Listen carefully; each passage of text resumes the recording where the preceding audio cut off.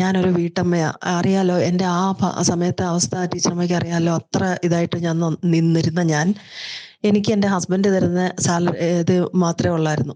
ഹസ്ബൻഡിൻ്റെ സാലറിയിലായിരുന്നു ഞാൻ എല്ലാ കാര്യങ്ങളും ചെയ്തുകൊണ്ടിരുന്നത്.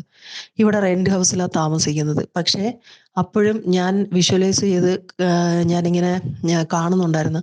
എനിക്ക് ഈ വർഷം ഡിസംബറിനകത്ത് വെച്ച് 5,00,000 രൂപ എനിക്ക് ഫിക്സഡ് ഡെപ്പോസിറ്റ് ചെയ്യാനായിട്ട് എനിക്ക് സ്വന്തമായിട്ടൊക്കെ സാധിക്കണം. അതിന് ഞാനൊരു ഒരു ഒരു ബിസിനസ് നടത്താൻ വേണ്ടിയിട്ട് കുറേ വർഷങ്ങളായിട്ട് ഞാൻ ചിന്തിക്കുന്നു. എൻ്റെ ഹെൽത്ത് ബ്ലെസ്സിങ്സ് കാരണം എനിക്കത് പറ്റുന്നില്ലായിരുന്നു.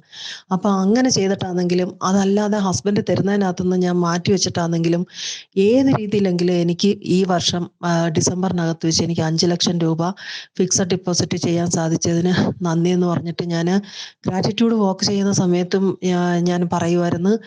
നമ്മളല്ലാതെ തന്നെ ഡെയിലി ഞാൻ എഴുതിയും വെച്ചിട്ടുണ്ടായിരുന്നത്, എഴുതി വെക്കുകയും ചെയ്യുന്നത്. പിന്നെ വിഷ്വലൈസ് ചെയ്യുകയും ചെയ്യുമായിരുന്നു അതിങ്ങനെ ഫിക്സഡ് ചെയ്തിട്ടുള്ളതായിട്ട്.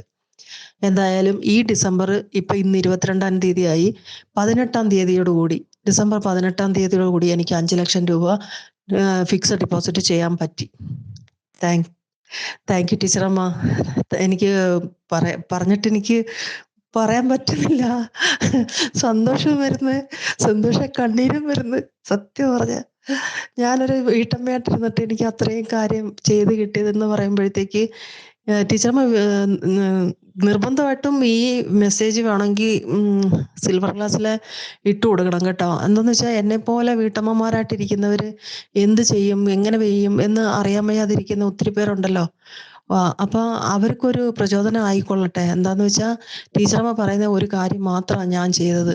എപ്പോഴും ഹാപ്പി ആയിട്ടിരിക്കുക. എന്തെല്ലാം വിഷയങ്ങൾ നമ്മുടെ ജീവിതത്തിൽ വന്നാലും ആ വിഷയങ്ങൾ വരുന്ന സമയത്ത് നമ്മൾ വിഷമിച്ചാലും ഓട്ടോമാറ്റിക്കലി നമ്മൾ തന്നെ ഹാപ്പി ആകാനായിട്ട് നോക്കി നമ്മൾ തന്നെ നമുക്ക് ഹാപ്പി ആയിരിക്കുക. എപ്പോഴും താങ്ക് യു പറഞ്ഞുകൊണ്ടിരിക്കുക. കിട്ടിയതിന് എല്ലാത്തിനും നന്ദി പറയുക. ഇത്രയും മാത്രമേ ഞാൻ ചെയ്തോളൂ ടീച്ചറമ്മ. ഇത് മാത്രമേ ചെയ്തോളൂ.